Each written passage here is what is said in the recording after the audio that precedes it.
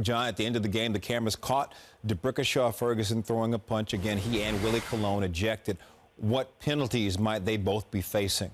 Yeah, the fact that officials were involved, I think in the case of Ferguson, this could be anywhere between $30,000 and maybe $50,000 as far as the fine. It's hard to estimate sometimes, as we saw with Ndamukong Suh, $100,000, where some of these fines can go. But I think you can see with big paid players, it could go very high. So I would say $30,000 to $50,000, no suspension, because DeBrickashaw has certainly a great history in his career. He's not been like this, but nevertheless, there's going to be a lot of money coming out of Jets offensive linemen.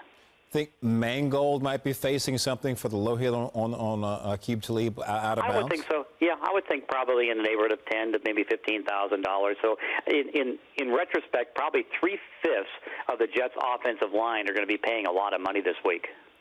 Last night you predicted this one could be an upset alert. What were your impressions after this game from the Patriots and the Jets side? Well, from the Patriots side, we knew that on the Jets they have a pretty good defense, so we knew that they could stay in the game.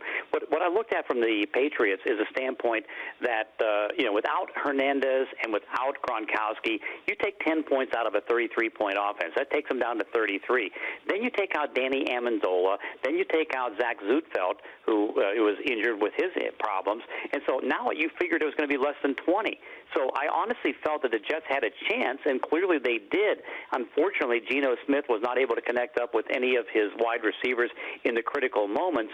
He was throwing behind, but this was going to be predictably a very close game.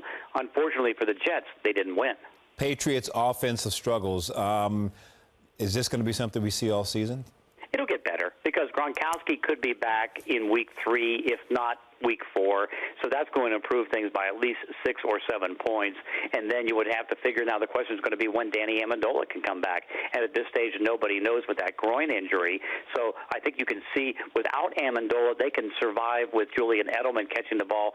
And so they have to get better performances out of the young receivers that they have, whether it's going to be Aaron Dobson or whether it's going to be Kembrell Tompkins.